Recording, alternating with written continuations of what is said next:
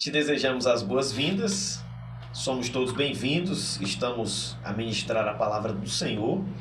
Deus habita no meio dos louvores e agora nós vamos para o momento da reflexão do dia. Reflexão do dia. A base da reflexão de hoje, ela encontra-se no Evangelho de Marcos, capítulo 9, do 14 em diante, tem aí a narrativa de Jesus curando. Jesus sempre ensinava, curava, realizava prodígios, milagres e maravilhas. É interessante dizer que, para realizar aqui a conexão dos textos e fazer a aplicação da palavra, o escritor aos Hebreus ele foi feliz no capítulo 13 e no versículo 8 em dizer que Jesus Cristo é o mesmo. Isso aqui aponta para o passado, para o presente e para o futuro.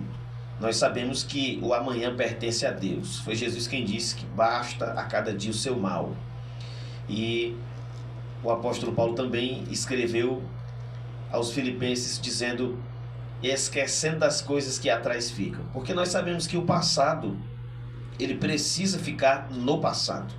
Você precisa deixar o passado no passado, resolver e no presente olhar para o futuro e seguir para o futuro de cabeça erguida, ok? É interessante a gente focar nisso, porque o excesso de passado, a pessoa ela fica ociosa, ela fica apreensiva, atribulada, e o excesso de futuro é a mesma coisa.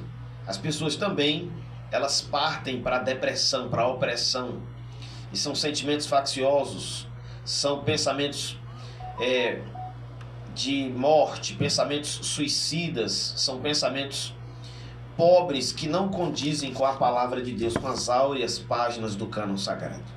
Então, se Jesus operou no passado, e aqui o pai desse menino lunático, deste jovem lunático, no capítulo 9 do Evangelho de São Marcos, do 14 em diante, você vai observar que quando Jesus se aproxima, olha, observe o versículo de número 24. Eu quero, para a gente ser bem prático, bem objetivo, bem cirúrgico, para chamar a sua atenção, vá para o Marcos 9 e o 24.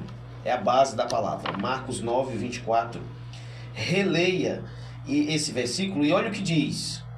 E logo o pai do menino, clamando com lágrimas, disse: eu creio, Senhor, ajuda-me na minha incredulidade. Outra tradução diz: ajuda-me na minha falta de fé. Ou seja, você se lembra de Hebreus 13, 6? O Senhor é o meu ajudador. Esse é o Deus que tem poder para nos ajudar. Sem dúvida alguma, a gente gosta quando recebe a ajuda do governo, recebe a ajuda institucional de alguma empresa, de alguma loja, a ajuda do cônjuge, a ajuda da sogra, do pai, da mãe, dos avós, a ajuda de um amigo. Irmão, quem nunca recebeu uma ajuda, pastor Joaquim? E a gente é constituído para ajudar uns aos outros. Aliás, o contexto da igreja na terra é ajudar a sociedade, é salgar, é temperar o mundo, porque foi Jesus quem prescreveu que nós seríamos o sal da terra. E o sal é esse condimento que conserva. Outrora, antes de ter a energia elétrica em todos os lugares, as carnes, por exemplo, elas eram conservadas no sal, elas eram guardadas. Quem mata vaca, boi, sempre no cotidiano, quando tira o couro, até o pessoal do curtume vir buscar, ele é guardado e estirado no sal. Porque o sal, ele vai impedir que as bactérias venham corromper, venham destruir e o material não vá para o estado de putrefação. Então, aqui na Terra, esse mundo está perdido. Não precisa dizer muito. Eu estava ouvindo o noticiário hoje de manhã, pastor Joaquim, a todos os ouvintes, que nessa guerra do Oriente Médio, envolvendo Hamas e Israel, já foram mais de 7 mil mortos nos últimos 19 dias. Mais de 7 mil mortos. Agora, analisando do ponto de vista espiritual, o diabo veio matar, roubar e destruir. Ele é o inimigo da igreja, ele tem logrado êxito nas suas ações. E talvez você se pergunte, nós não estamos na guerra, pastor, mas talvez você esteja vivendo um contexto de guerra interior, guerra familiar, guerra no contexto do seu emocional, do seu psicológico. guerra de você com você mesmo. Talvez você não compreende as pessoas e nem compreende a si próprio. Sabe aquele momento tão difícil que você se culpa por um erro que cometeu anos passados? E o inimigo, ele é especialista em trazer o passado e para fazer você ficar alienado ao passado. E isso a pessoa se torna oprimida. E o inimigo, ele oprime mesmo, ele é opressor. Mas 1 João 4,4 diz: maior é o que está em nós do que o que está no mundo. Eu estou arrepiado sentindo a graça de Deus na minha vida e ministro isso debaixo do sangue de Jesus na sua vida. É o Senhor que é o teu ajudador. Ele te ajuda a te desplugar do passado. Deixa o passado no passado. A Bíblia diz que o Senhor afasta de nós as nossas transgressões. Nem Deus não se lembra dos nossos pecados, porque já foram perdoados. Agora, lógico, a ordem é: vai e não peques mais. Nós estamos diante de uma ordem de ir e não pecar mais. Agora, Deus perdoa o pecado, naturalmente, a consequência ele não retira. A pessoa vai, infelizmente, conviver. Isso é a lei da semeadura, tudo que planta colhe, naturalmente. Porém, você precisa focar no futuro, olhar para frente, cabeça erguida, olhando só para Jesus, o autor e consumador da nossa fé. Olhando só para Jesus, o Deus que nos ajuda, o Senhor que nos ajuda, está conosco. E o pai do jovem lunático: Senhor, me ajuda na minha falta de fé. O Senhor diz para nós hoje: eu estou disponível para te ajudar. Deus está dizendo para você hoje.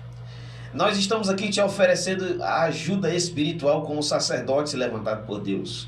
Não estamos aqui ensinando o que a gente acha, não é conto de fada, não é historinha de gibi, não é história de carochinha, não. Aqui é a Bíblia, a inerrante palavra de Deus. O que está em questão aqui não é a placa da denominação. Nós não estamos aqui falando de usos e costumes, de doutrina. Nós estamos falando da inerrante palavra de Deus. E eu quero que você aguce a sua atenção. Abra os olhos do teu entendimento. E entenda, o inimigo colocou na tua mente que não tem mais jeito, mas o Senhor é o teu ajudador. Hebreus 13:8. Reflete nesse versículo no dia de hoje. O Senhor é o meu ajudador. Olha a propriedade com que o escritor de Hebreus declara isso. O Senhor é o meu ajudador. Eu posso estar como o pai do moço doente, de Marcos 9:24. O Senhor me ajuda na minha falta de fé. Porque vez por outra você dorme crédulo, acreditando, cheio de fé, cheio de Deus, ofertando, dizimando, trabalhando, evangelizando, falando do amor de Deus, saindo das quatro paredes da igreja, deixando a zona de conforto, alegre, animado, convicto, daqui a pouco uma gripe deixa você cabisbaixo. Daqui a pouco um mexerico, uma contenta, uma porfia entre o marido e a mulher deixa você borocochô, com a cara de jacaré morto, com aquela cara vencida de ontem. Aí você começa a operar daquele jeito depressivo. E quando a pessoa está depressiva, irmão, ninguém quer estar perto dela, ninguém quer estar perto dele. São aqueles dias terríveis, difíceis que o esposo termina o expediente de trabalho e ele não tem nem vontade de ir para casa. E o inimigo, ele vai trabalhando. Se você der lugar, ele entra. 1 Pedro 5:8, o inimigo, ele anda em derredor, bramando como leão, buscando a quem possa tragar, buscando uma brecha. Eu citava o exemplo no dia de hoje que eu saí essa semana com a minha esposa e quando chegamos em casa, que eu acionei o controle do portão automático, na hora que o portão abriu, um cachorro veio correndo da rua e entrou dentro do terraço, dentro do quintal, e já entrou dentro de casa porque a porta estava aberta. E é assim, o inimigo, se você der uma chance para ele, uma bobeirinha, ele entra, irmão, de casa dentro. Mas eu quero declarar mais uma vez: 1000 caem ao teu lado, 10.000 à tua direita, mas tu não serás atingido. O Senhor é o meu ajudador e eu não temerei o que me possa fazer o homem.